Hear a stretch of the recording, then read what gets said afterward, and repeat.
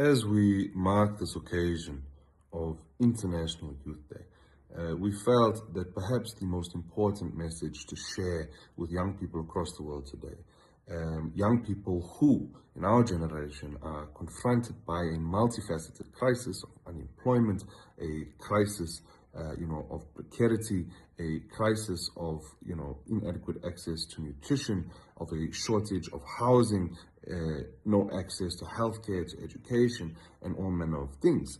To tell young people that that crisis and the fault of that crisis is not one that should be borne by you. It is, in fact, the fault of a system that is built to uphold and further the profiteering interests of the bosses of a multinational elite, of massive corporations, and of the billionaire class.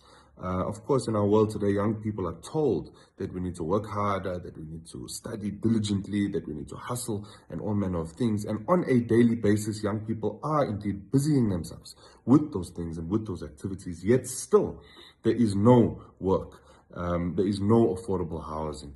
Still, there is a crisis of soaring energy prices. There is war in our world. There is genocide in our world. There is climate chaos and all manner of other things. Yet at the same time, there is surely no shortage of useful work that can be done. There is no shortage of houses that need to be built. There is no shortage of schools and clinics that need to be built. There is no shortage of renewable energy infrastructure that needs to be built and maintained. There is no shortage of food and clothing that needs to be manufactured and distributed.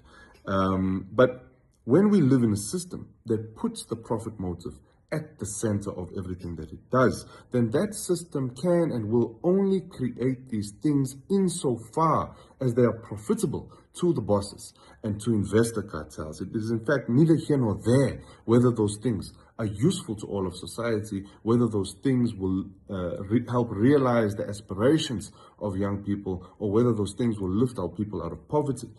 It is precisely why, for example, they are building the East African crude oil pipeline through Uganda and Tanzania, which is destroying lives. It is stripping people of their livelihoods instead of actually meaningfully meeting the developmental aspirations of communities and of ordinary people in the region and in the host countries.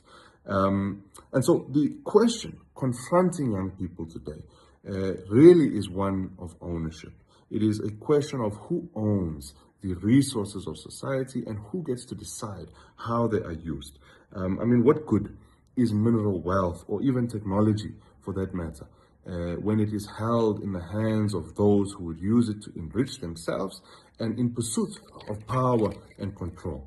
But I think despite the enormity of this question, and despite the sheer weight of its implications and the conclusions that flow from it, we take the opportunity of this International Youth Day to appeal to young people not to despair and not to lose hope. Instead, we must busy ourselves with the work of organizing, of coming together in our schools, in our sports clubs, in our communities, in our workplaces, to fight for a world in which the enormous wealth and the enormous productive capacity of society is controlled and owned by all in our society, such that we may use it to meet the needs of all in our society as well. And I think, that is a future that, of course, has not yet been decided, but it is one that, by all means, we are willing to fight for and willing to fight for to whatever end.